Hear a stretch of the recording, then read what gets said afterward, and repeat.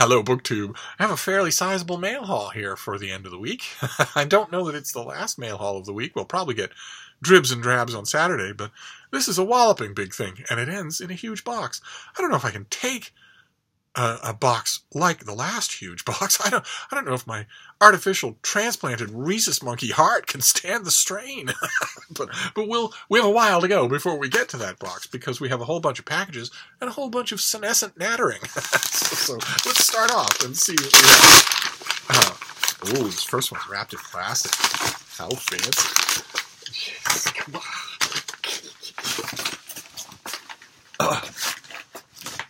What have we got here? Okay, well, it's lovely, but it's wrapped in plastic. I don't want anything wrapped in plastic.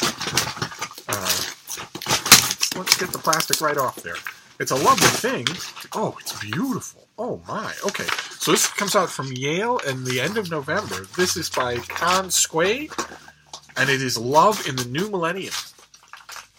Translated from the Chinese by Annalise Finnegan Wasmo. And this is what it looks like. It's not wrapped in plastic. It was wrapped in plastic. It also looks like it is, because it has this acetate thing over the cover. Isn't that wonderful? Oh my. So what have we got here? In this darkly comic novel, a group of women inhabits a world of constant surveillance, where informants lurk in the flower beds and false reports fly. Conspiracies abound in the community that normalizes paranoia and suspicion. Some try to flee, whether to a mysterious gambling bordello or to ancestral homes that can only be reached underground through muddy caves, sewers, and tunnels. So a bit of a magical realism element here. Others seek out the refuge of Nest County, where traditional Chinese herbal medicines can reshape and psychologically transport the self. Each life is circumscribed by buried secrets and transcendent delusions.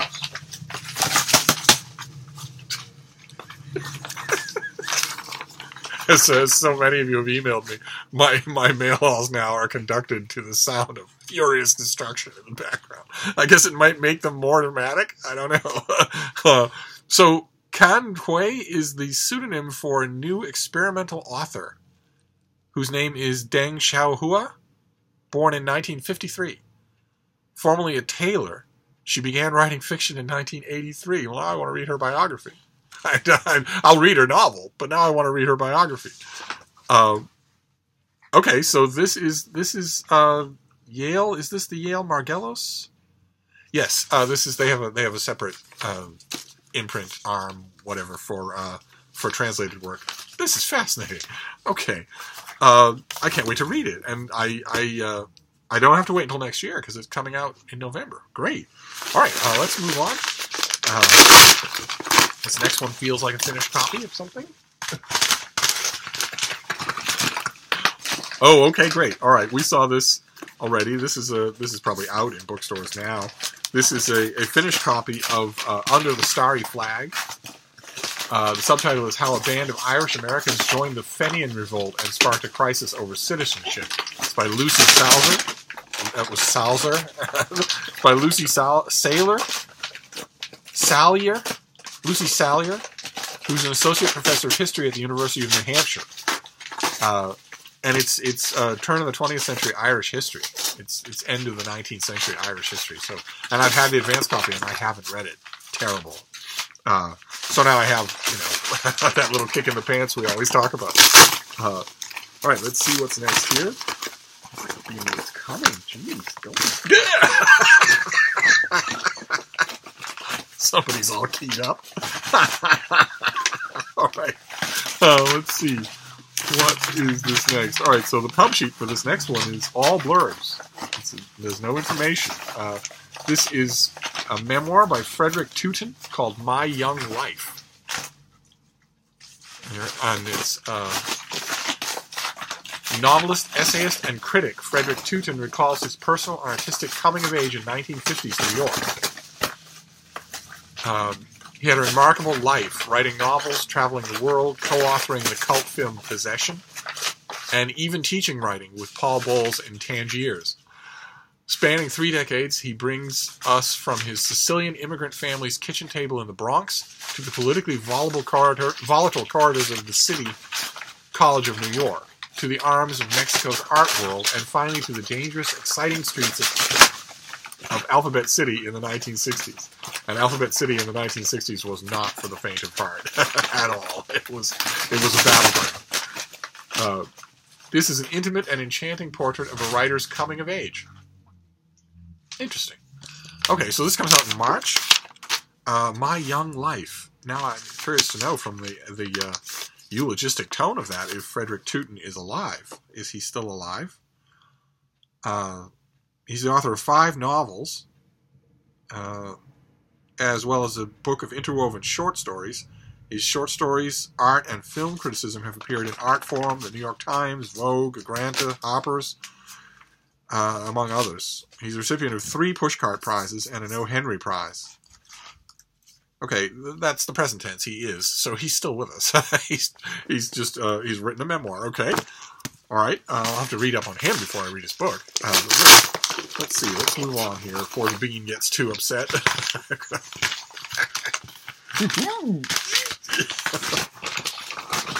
Okay, this looks like a 2019 release. This is this is March of 2019. This is a debut novel. It's by Julie Langsdorff, and it's called White Elephant. That's a house outlined by houses on the cover there.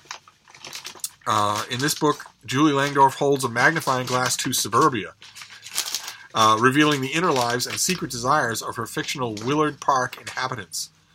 With extraordinary insight and empathy, she judiciously examines the messy complications of a small-town community brimming with tensions and conflicting ethos.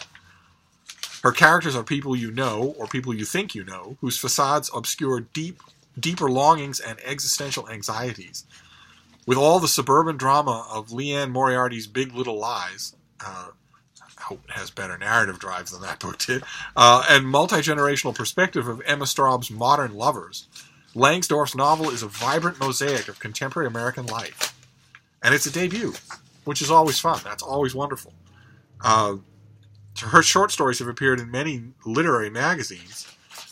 She was a quarterfinalist for the Amazon Breakthrough Novel Award and a finalist for the Heekin Foundation James Grant for a novel in progress. And she's received 4 fiction grants from the Maryland State Arts Council.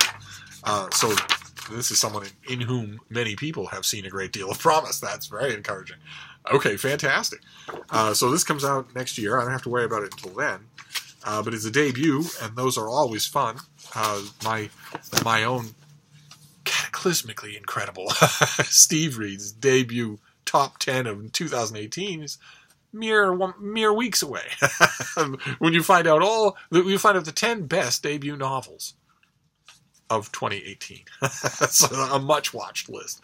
It and best and worst fiction are the only lists of my gigantic year-end goddamn room that a lot of people watch. That watch for. They watch to see how it lines up with the more established, the newspapers and the magazines and whatnot. It's the slightly second tier authors, the ones who've written a heartfelt work of nature or science. They're the ones who really appreciate getting a discriminating top 10 because it's not expected. Whereas with there's a lot of convergence with fiction and debut fiction. I'd be willing to bet my list at the end of the year tend to be slightly different from other people's lists, but even so, with fiction debuts, I'm sure there will be overlaps if anybody bothers to make a list for debuts. But anyway, that is all of the paper, which is now all over the floor of my room. Now we will do some cardboard, and we will culminate in a box, or maybe 2 boxes. So what is this?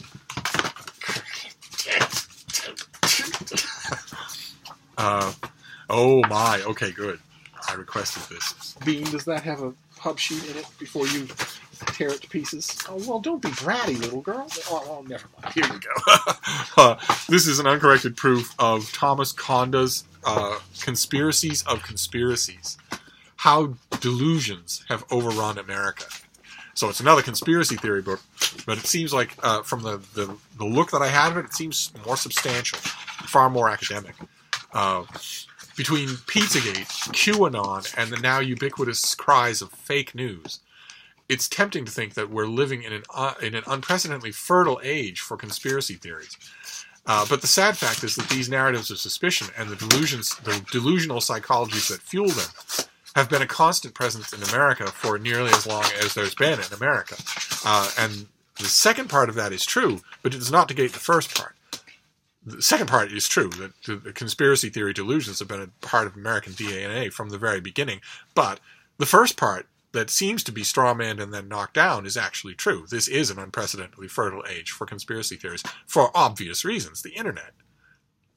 For obvious reasons. Well, obviously, we are in a more fertile age for conspiracy theories with the internet than we ever were without it.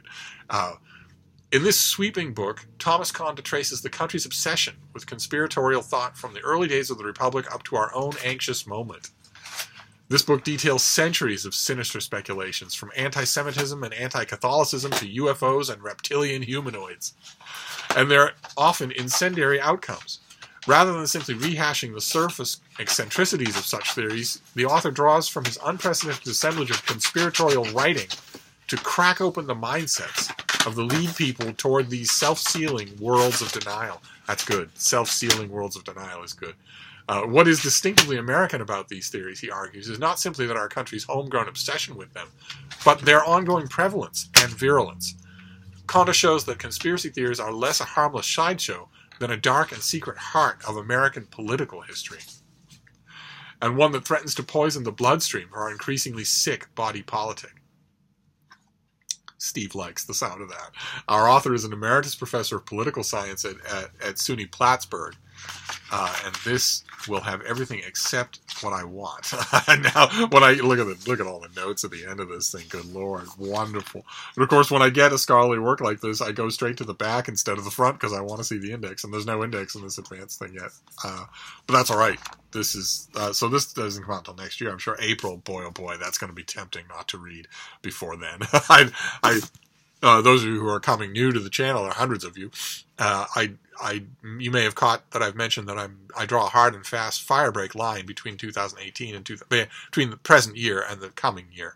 And I tend not to read anything in the coming year. I tend to just finish out 2018. Something all the way in April of the coming year is even less likely, but this is a pet subject of mine. I don't know. I've made a few exceptions for 2019 stuff. I may make one for this one. But anyway, let's move on here. Before the bean gets restless and kills us all. Let's see. Okay. All right, what is this? Not anything I requested. What is this? From Tachyon Publications. They're a science fiction publisher. They do really good stuff, really discriminating stuff. This comes out in February. And it is the very best of Caitlin Kiernan, the author of The Drowning Girl. Very pretty thing. I don't know if you can make it out with the glare. It's a very pretty thing, though. Oh my. Completely no fault of anybody's, especially not the cover mock-up people for Tachyon, but the cover has a blurb from Chuck Wendig, who, if those of you not following the pop culture news, Chuck Wendig was drummed off his contract with Marvel Comics, and also apparently from his book contract with Lucasfilm Limited, because of his potty mouth on Twitter, which is causing the ranks of Comics hate and also the broader ranks of the alt-right to cheer and do a victory dance. And when he announced that he was fired on Twitter, he said, one of the first things he said about it was that it gives the very worst people, he capitalized all those words, a victory, a small victory. And here he is with a blurb on the cover of this book. I'm curious to know, we'll watch for this in the new year. I'm curious to know if they scrubbed that blurb from the finished copy. I hope they don't. Chuck Wendig has a huge number of people who have loved his writing. And plenty of people are potty-mouthed on Twitter. I think there had to be more going on there. But that's a story that I probably is unfolding still in the background. But, remind me if I forget. I want to see if that blurb is still there on the finished copy. But what is this? This is, the pub sheet is entirely blurbs. What is this? Caitlin Kiernan is widely acknowledged as one of dark fantasy and horror's most skilled and acclaimed short fiction writers. Is this true? Do a lot of you like her? Did a lot of you like The Drowned Girl? Here in this retrospective trade paperback volume is her finest work, previously only collected in sold-out limited editions. Her tales are visceral, sensual, devastating, and impossible to resist. So they're all about miniature schnauzers. A reporter is goaded by her girlfriend into watching people morph into terrifying art. A critic interviews an elderly model from a series of famous mermaid paintings, and I'm sure the mermaid paintings turn out to be not just fantasy. A moviegoer watches a rare banned film only to discover exactly why it was banned. Okay, well, this all sounds great. And she was born in Dublin and raised in the southeastern United States. And she's the author of 13 novels, including The Drowning Girl, which won the Bram Stoker and the James Tiptree Awards. And she's written graphic novels for DC and Dark Horse Comics. She has been a vertebrate paleontologist and has fronted a short-lived goth rock band. She lives in Birmingham, Alabama, with her partner, Catherine Polnack, and two very large cats, Selwyn and Lydia. Oh my God, the cat's probably bigger than my dog. All right. Well, okay, the very best of Caitlin Kiernan. So this comes out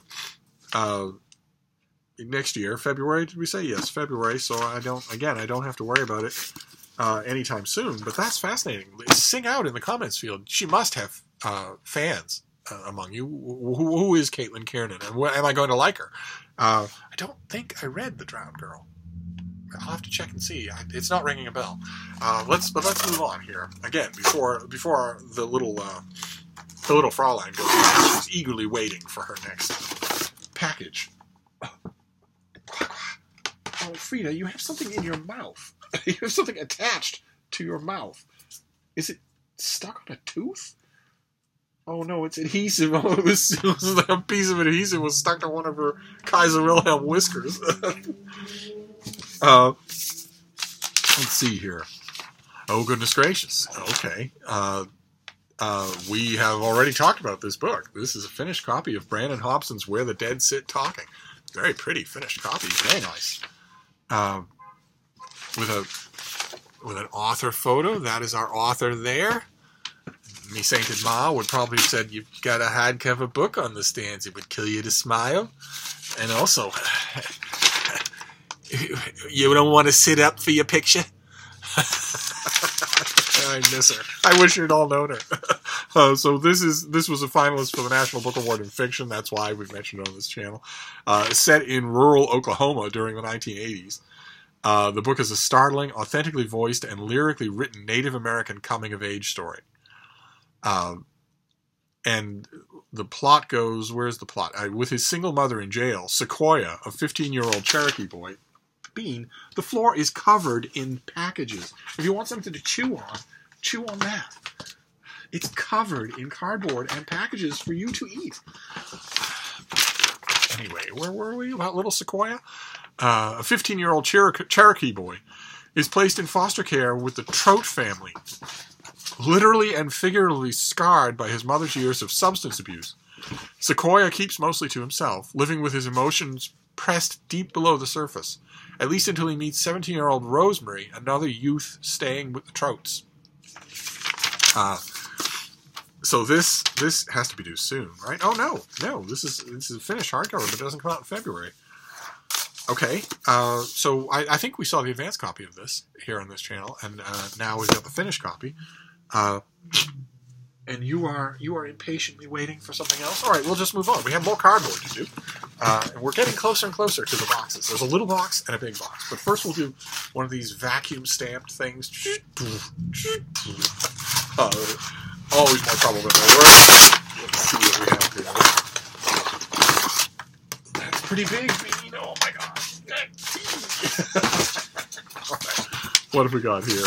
Oh, great. Okay, this is a finished copy of a book. Comes out later this month. We saw this already. This is Flint Whitlock. This is Desperate Valor, a new history of the Battle of Anzio. One of the longest and hardest and bloodiest of World War II. It began on January 22nd and lasted more than 5 months through May of 1944. Withstanding every German attempt to dislodge them from their tenuous hold on the Italian coast 40 miles from Rome, the American and British soldiers turned certain annihilation into a defensive victory, and then broke out of their besieged beachhead to capture the capital city. And as you can tell, even from that brief description, this is a terrific story. Anzio usually gets a page in the 1,000-page World War II histories, one-volume histories that I love so much. This is the first big, complete, popular history of Anzio that I've read in decades. So, and I haven't read it yet. It's right there on my October shelf, and I haven't read it yet. So I will get right to it. This is a perfect... I won't even bother to go and find the advance copy. I will just read this. In fact, I might add it to my weekend reading, because it's long overdue for me to do that, and it sounds really good. But anyway, now we're on to the smaller of the two boxes. Still a little worried about the big box. I'm worried that I'll keel over on camera right in front of you. But in the meantime, what is the smaller book? Do you want this? Do you want another box, or are you still... You should see the floor of this room. Oh my God. The destruction this dog can wreak in no time at all. Oh, fantastic. Okay, great. Oh, wonderful. All right, this is by Ted Powell. This is the finished copy of King Edward VIII, An American Life, which is a study of the love affair of King Edward, or the Duke of Windsor and his wife, Wallis Simpson, with America. They're associated, of course, with England, but where he abdicated in order to be with the woman I love. But they spent a huge amount of time in America, and this is a book all about that. I'm glad to have the finished copy. I've already studied my advance copy because I'm writing a review of this for The Spectator. Let's see here. I don't remember if we saw the advance copy. King Edward VIII is one of the shortest reigning monarchs in British history, with a reign of a mere 326 days. Isn't he the shortest reigning? I can't remember if he is or not. He's right up there, though. And he only reigned. He never ruled. He was never received a coronation. He was never.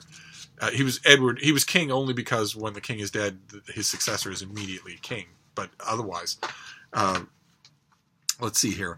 When it became apparent that he could not marry Wallis Simpson, an American divorcee, and remain on the throne, he abdicated. It was a decision that shocked the British and captivated America.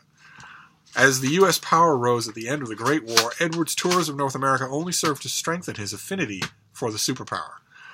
The tour attracted unprecedented publicity for the young prince. Within a few months, he was projected from the comparative anonymity of military service into the blinding glare of international celebrity. As Edward wrote in his memoirs, America meant to me a country in which nothing is impossible. America offered a template of modernity and opportunity for Edward, where he could surf in Hawaii, dance with an American shop girl in Panama, and party with the cream of New York society on Long Island.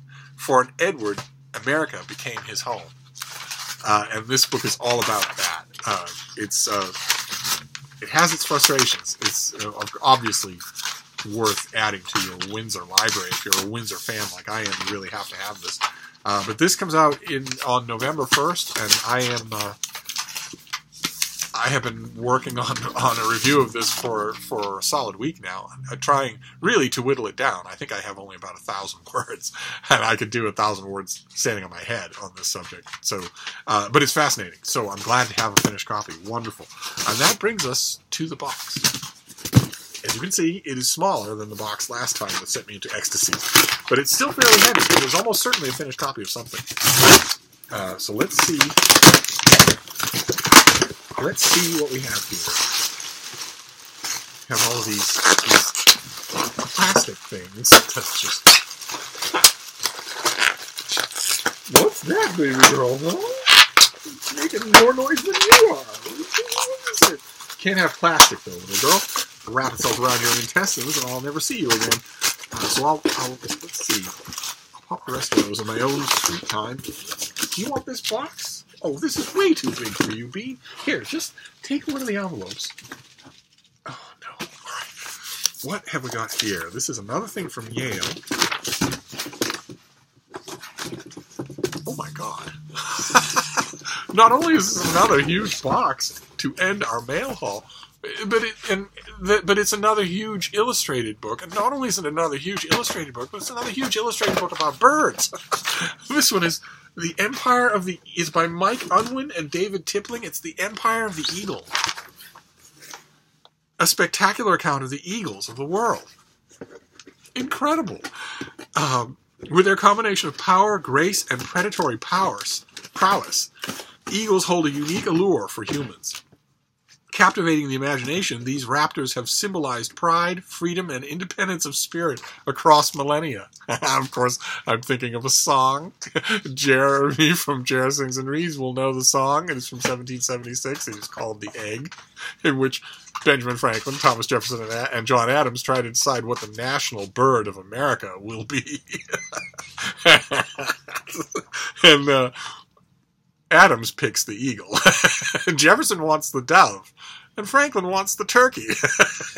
A brave fellow who would not shirk from facing a regiment of British single-handedly. Franklin scolds John Adams that the eagle is a spirit of is a symbol for over 10 centuries of European predation and is not fit to be the national bird of America. Let's see here. The Empire of the Eagle will be published on November 13th. All right, so this is coming right up. By Yale University Press, and is the only book to encompass the world's 68 currently recognized eagle species. Vivid and authoritative text and stunning photographs help readers to come to know the whole eagle family. So this is not a social history. This is a natural history.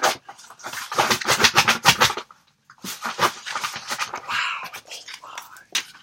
Lots and lots of beautiful photography.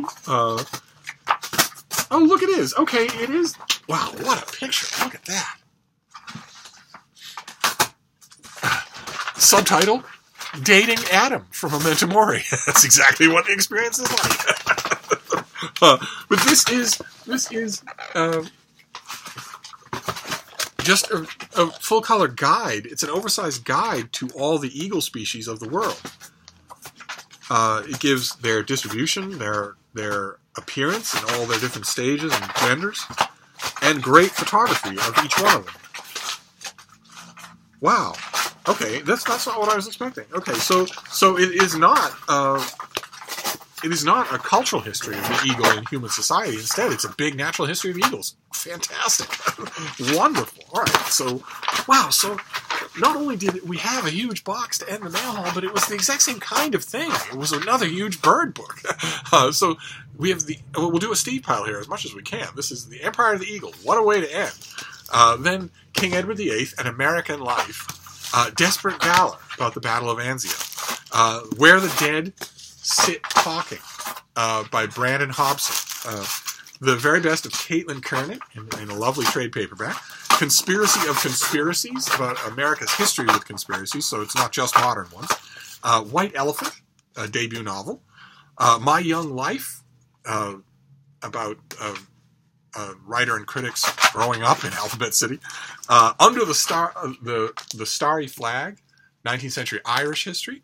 And this lovely thing, Love in the New Millennium, experimental fiction from China in translation. So there you go. That is a fairly big mail haul, and it has succeeded in covering the floor of my room in paper. So the bean is well satisfied. Let me give you a glance of her before we go. Oh, what's going on? She has cardboard on her leg. She's covered in detritus from her savage mauling of my mail. Who are they, old bean? Huh? Here, let me put you down in the sea of cardboard. All right, well, I've got a huge amount of cleaning up to do, but I'll wrap this up for now. Another 30-minute video, good Lord. But I'll see you soon. Thank you, BookTube.